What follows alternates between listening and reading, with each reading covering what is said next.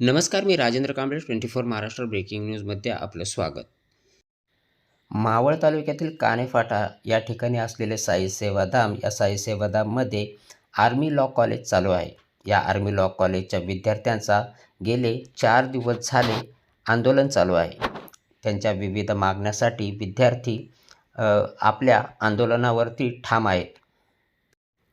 आंदोलनकर्त्या विद्यार्थ्यांच्या मागण्या नक्की काय आहेत हे जाणून घेण्यासाठी आम्ही लॉ कॉलेजमध्ये गेलो असता त्या ठिकाणी असलेले दृश्य म्हणजे सर्व विद्यार्थी या लॉ कॉलेजमध्ये साधारण 350 विद्यार्थी आहेत. त्या 350 विद्यार्थ्यांपैकी अनेक विद्यार्थी हे प्रिन्सिपल ऑफिसच्या बाहेर आपल्या मागण्यांसाठी ठिय्या देऊन बसलेले आहेत. त्यांनी अनेक वेळा प्रिन्सिपल मॅडमशी चर्चा करण्याचा प्रयत्न केला, परंतु ती चर्चा काही घडून आलेली नाही. विद्यार्थ्यांच्या मागण्या काय आहेत ह्या आम्ही विद्यार्थ्यांना विचारल्या. त्यावेळी काही विद्यार्थ्यांनी सांगितलं. तर आता आपण विद्यार्थ्यांच्या मागण्या काय आहेत या संदर्भामध्ये आपण त्यांना विचारणार आहोत. सर, तुमचं नाव काय, आपका नाम क्या है और आपका डिमांड्स क्या क्या है? मेरा नाम वेदांत है और मैं 5th ईयर का स्टूडेंट हूँ. हमारी डिमांड सिंपल है. हमें पहली बात, सबसे प्राइमरी बात ये है कि हमें प्रिंसिपल का रेजिग्नेशन चाहिए. हमें ये प्रिंसिपल अब नहीं चाहिए, क्योंकि जिस तरीके की पॉलिसीज, जिस तरीके की चीज़ें ये कर रही हैं, इससे कॉलेज आगे बढ़ नहीं रहा है. बच्चों का नुकसान हो रहा है. इसलिए हम लोग पिछले 4 दिन से यहाँ बैठे हैं, हमारी कोई बात सुनी नहीं जा रही है. अब हमें बोला गया है कि 3 दिन तक और इंतजार कीजिए, कोई ना कोई आएगा जो आपकी बात सुनी जाएगी. ठीक है, तो हमें सिंपल सी बात है, हमें इनका रेजिग्नेशन चाहिए, इस कॉलेज को छोड़ के जाए. और दूसरी बात, जो स्टूडेंट काउंसिल बॉडी इन्होंने डिसबैंड की थी, डिसॉल्व हुई थी, वो बॉडी वापस एस्टैब्लिश की जाए, प्रॉपर चैनल, प्रॉपर इलेक्शंस के थ्रू. और तीसरी बात, अगर इनके जाने के बाद जो भी कोई नया अपॉइंट होता है इनके प्लेस में, वो वापस अटेंडेंस पॉलिसी को रिव्यू करे, वापस नई अटेंडेंस पॉलिसी बनाए. आपके हिसाब से अटेंडेंस पॉलिसी कैसे होनी चाहिए? हमारे हिसाब से अटेंडेंस पॉलिसी नहीं बनती है एसपीपीयू, यूजीसी और बीसीए के रेगुलेशंस के हिसाब से. पर हमारे यहाँ क्या होता है कि तीनों का सबसे जो टफेस्ट है वो अप्लाई किया जा रहा है.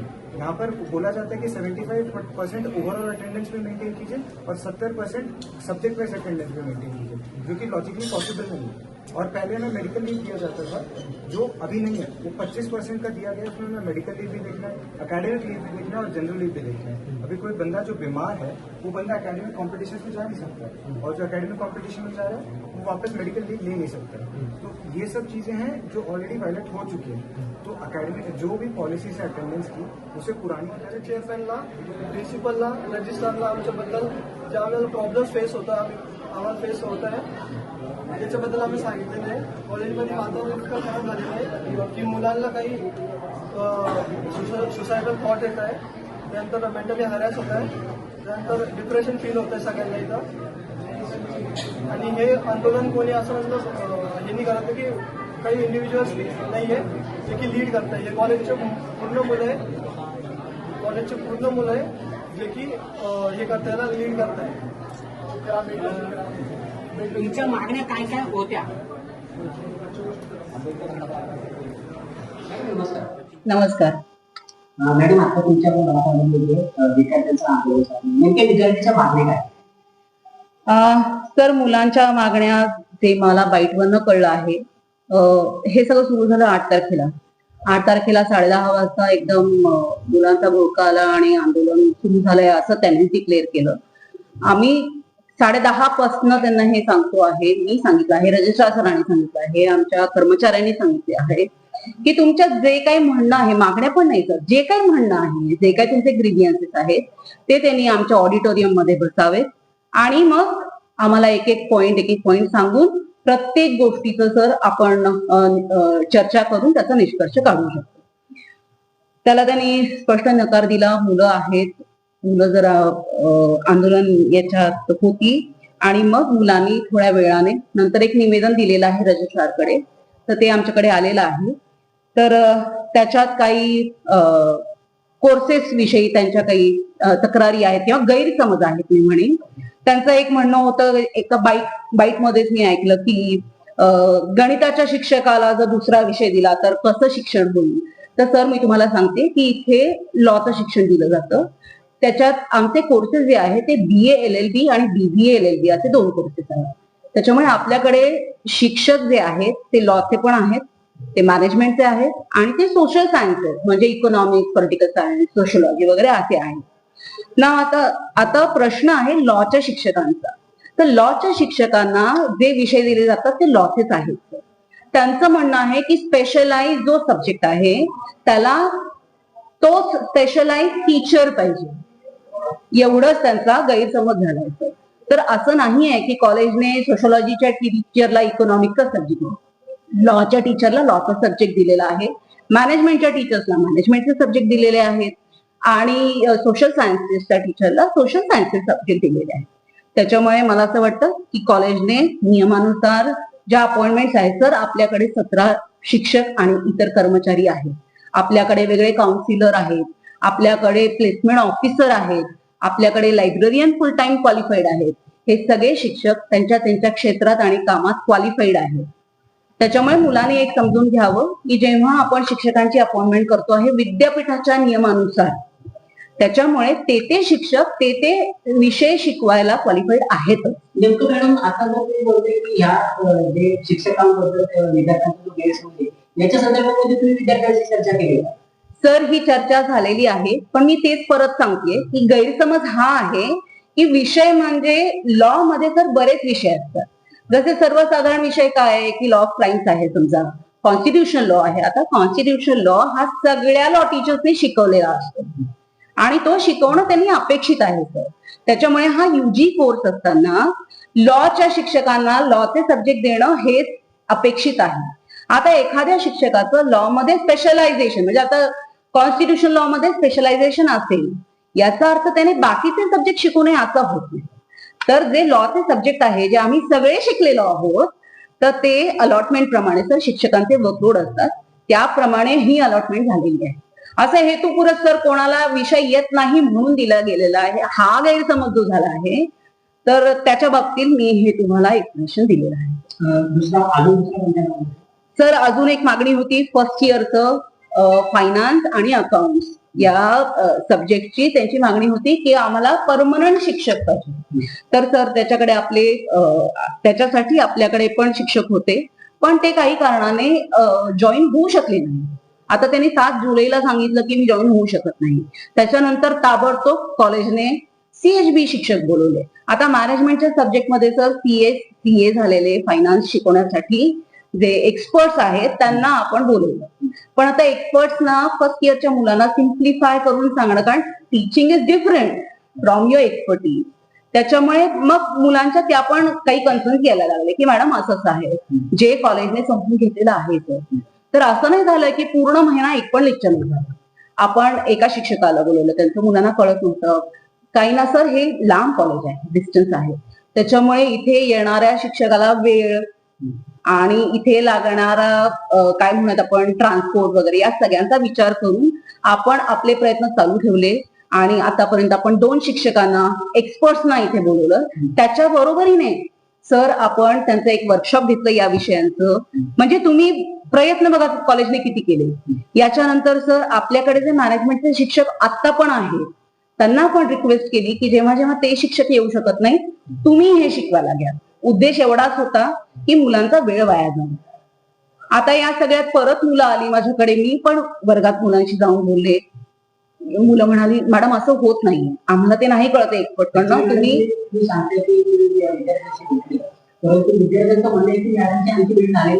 तर माझ्याकडे 20 विद्यार्थ्यांची यादी आहे आणि हे 7 तारखेलाच झालेलं आहे. संध्याकाळी मुलं आलेली आहेत आणि त्याच्या आदल्या दिवशी की मुलांनी मला हे सांगितलं की मॅडम तुम्ही त्या एक्सपर्टला बोलवलं पण आम्हाला त्याचं नाही कळत, आम्हाला त्याच्याकडनं कळत नाही. म्हणजे ठीक आहे, अजून आपण प्रयत्न करतोय आणि सुदैवाने सर 8 तारखेला संध्याकाळी मला ते फुल टाइमर मिळाले. पण आपण त्यांना ताबडतोब 9 तारखेला सर लेक्चरला बोलवले.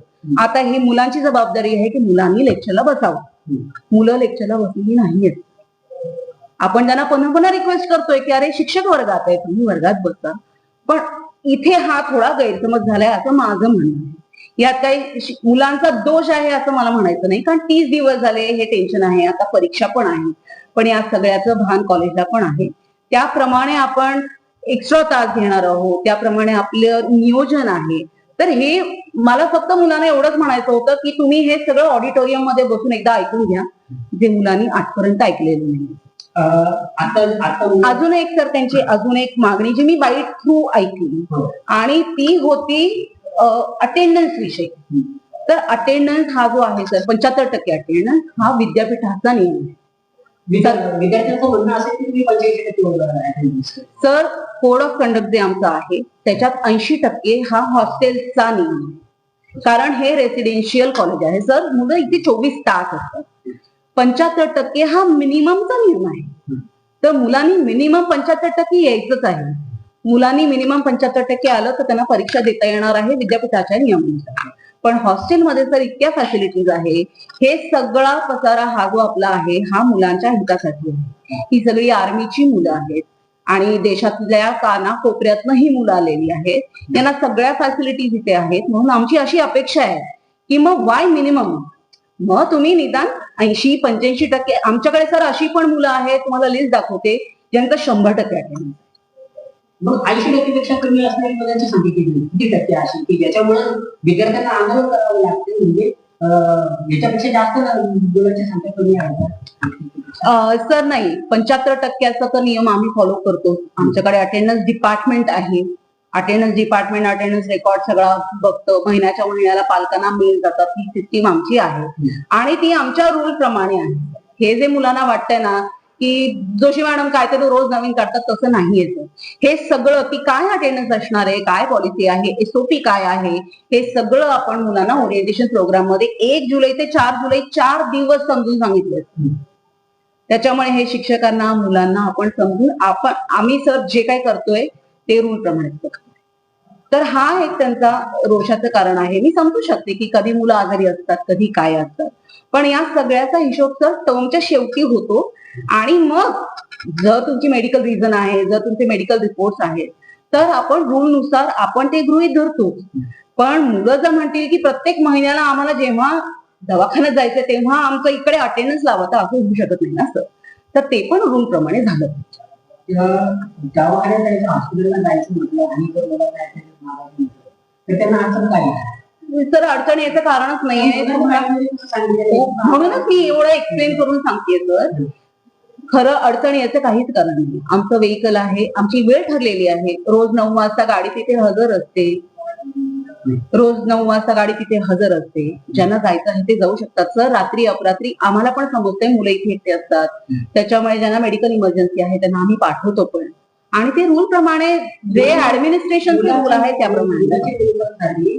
आपल्या कॉलेजकडून काय सर आपल्याकडे गाडी आहे, आपल्याकडे नर्सिंग असिस्टंट आहे, आपल्याकडे इथे जवळ हॉस्पिटल पण आहे. ही सगळी मुलं आर्मीची आहेत, त्याच्यामुळे MH पण अवेलेबल आहे. नाही सर, 25 रुपये जर MH ला जायला आपण मुलांना म्हणत असू की तुम्हाला जेव्हा जायची वेळ येईल आणि कॉलेजची गाडी तुम्ही घेऊन जाणार असाल तर तुम्ही 25 रुपये देणार आहे, तर मला नाही वाटत की हा वाढव चार्ज आहे. नाही सर, MH खडकीला जायचं आणि गाडीने आमच्या जायचं, तर तेवढा मला नाही वाटत. हो बघा सर, फक्त करू म्हणून सांगितलंय सर. आणि ही सोय आहे, याला आपण अम्युनिटी म्हणतो. कारण ही मुलांसाठी सोय आहे. कारण इथे रिक्षा मिळत नाही, गाड्या मिळत नाही. म्हणजे ही कॉलेजकडनं कंपल्सरी नाही, तर ही सोय मुलांना करून दिली आहे. आमच्याकडे येणे स्टाफ आहे. डोकं दुखतंय, कुठे काय छोटं मोठं आहे, इथे होऊ शकतं. मुलांना ते सोडून जायचंय तर त्यांचं जाऊ शकतात. त्यांना आमची वाहनं हवी असतील तर मग त्यांना 25 रुपये द्यायचे, अशी प्रोव्हिजन आहे. आता मॅडम जे आंदोलन चालले याचे जे तुमचं स्टाफ गेला ऑफिस त्याच्याकडे घेतली आहे. हो सर, आपण दुसऱ्याच दिवशी आपण मुलांना समजवायचा प्रयत्न करतच होतो की आर्मी स्टाफ आहेत, त्याच्यामुळे आम्ही त्यांना कळवतोच आहे, पण तुम्ही आधी आमच्याशी बोला, कारण आम्हाला कळल्याशिवाय आम्ही पुढे सांगू शकत नाही. मग बऱ्याच प्रयत्नानंतर मुलांनी ते निवेदन रजिस्ट्रार सरांकडे दिलं.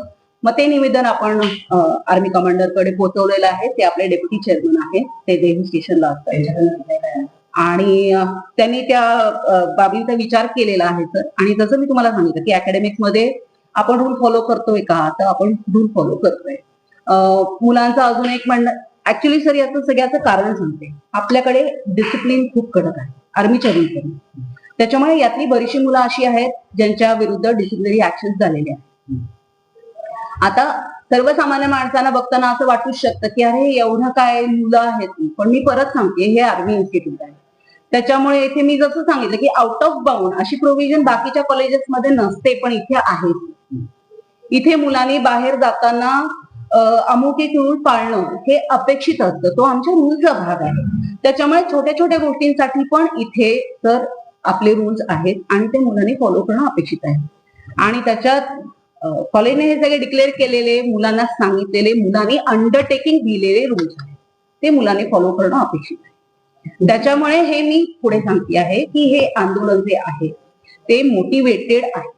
काही मुलांनी सगळ्यांना गाठीशी धरून, हाताशी धरून हे आंदोलन केले. कारण तुम्ही सांगा सर, आता तुम्ही मुलांना पण विचारा, यातला एक तरी पॉइंट असा आहे का की जो विचारून काय तोडगा न निघणार आहे, असा एक पण पॉइंट नाही. ते म्हणतात त्या मॅडम समोर येत नाही, मॅडम इथेच बसलेले आहेत, पण येऊन येत नाही का तुमचं त्यांचं आता संभाषण झालं नाही. पण संभाषण करायला मी तर 4 वेळा मुलांना आत बोलवते आहे. तर मुलांनी शांतपणे आत, माझं एकच म्हणायचं की शिस्त पाळून मुलांनी माझ्याशी कधी बोलावं. सर मी तुम्हाला फुटेज दाखवते, मी तुम्हाला रूल दाखवते. मी 100 वेळा मुलांना हे सांगितलेलं आहे की मुलांनी माझ्याकडे यायला कुठलीही वेळ नाही. मुलं माझ्याकडे कधीही येऊ शकतात, पण त्यांनी नियम पाळा. माझी एकच अपेक्षा आहे, जी आर्मीची अपेक्षा आहे की त्यांनी नियम पाळावेत आणि त्यांनी माझ्याकडे जरूर यावं. आता